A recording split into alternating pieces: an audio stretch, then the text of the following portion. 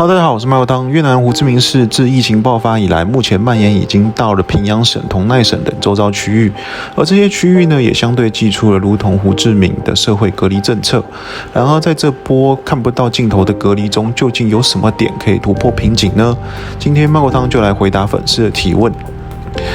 那影片开始之前呢，还请各位帮忙按赞、订阅并按下小铃铛。那我们废话不多说，马上开始吧。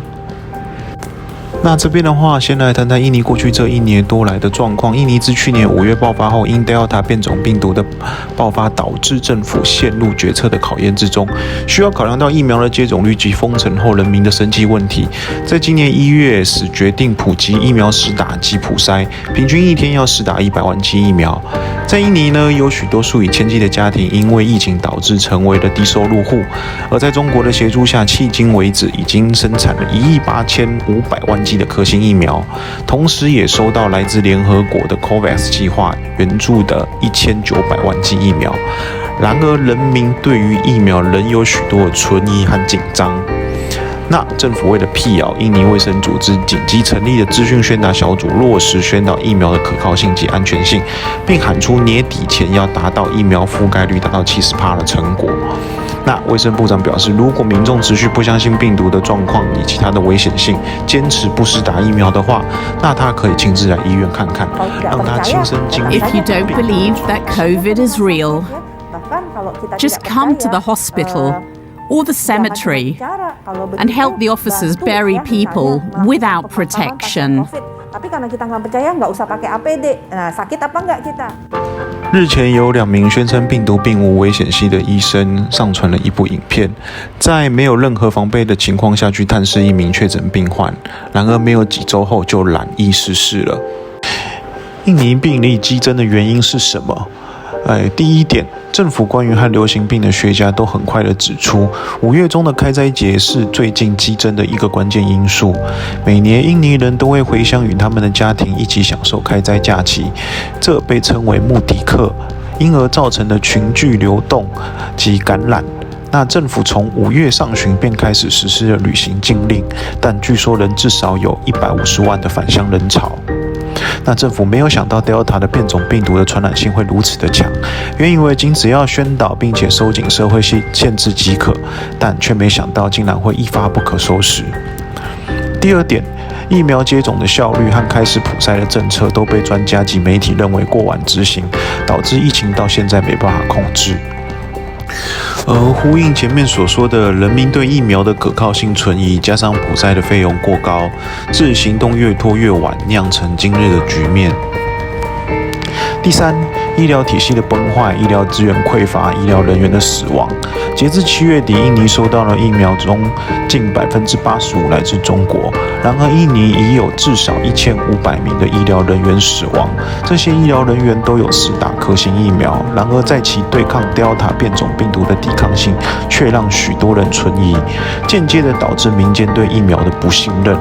然而，印尼卫生局仍然表示，即便疫苗的抵抗性有限，但仍然需施打疫苗，并且提升它的普及率，并搭配社会隔离政策，双管齐下，才能够达到抗疫的效果。那针对印尼的疫情现况及越南的疫情现况，那可以看到如上的2张表。自7月15日以来，印尼的病例下降了78%，康复率也高于新增的阳性病例。看到多项指标开始好转，政府已经逐步的考虑将调整一些限制措施。那自6月中旬以来，印尼最近确诊的数量在8月底首次低于1万例，每日的死亡人数呢也首次低于1000人。专家认为，这必须归功于疫苗的接种率提高以及社会隔离政策的奏效。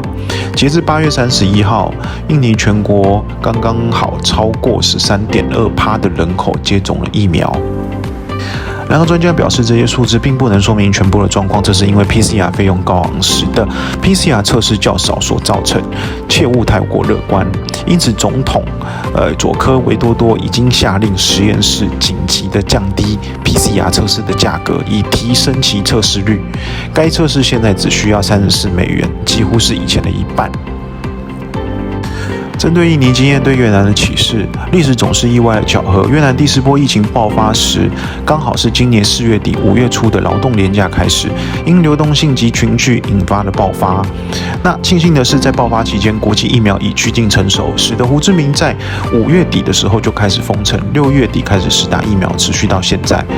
对照印尼在今年1月开始施打疫苗及做普筛，其实已经算早了许多。然而结合印尼的经验，麦国汤在这边总结如下，供各位参酌。第一点，针对严重区域，也就是红区，确实的进行居家普筛，并调降普筛价格，务需将完整的资讯报道出来。第二点，提升疫苗的施打率，尤其是重灾区域。如前述所说，不论是疫情爆发前后，都一定要确实施打疫苗，方能达到增强抵抗力、遏制病例上升的效果。撇除其对变种病毒的有效性，未来将会是个与病毒共存的世界。唯有先施打疫苗，方能有效地下降病例数据，达到早日解封的目的。第三点，加强宣导疫情的相关资讯，对于疫情的认知和警觉，务需每日提醒民众。例如，并不是打了疫苗就可以完全免疫。我没有得病，我可以不用配合社会隔离政策，或者是我没有得病，我不需要打疫苗。那第4点，开放诸多医疗的资源捐助管道，举凡医疗设备、防护衣、防护手套等等，并不仅仅只是疫苗。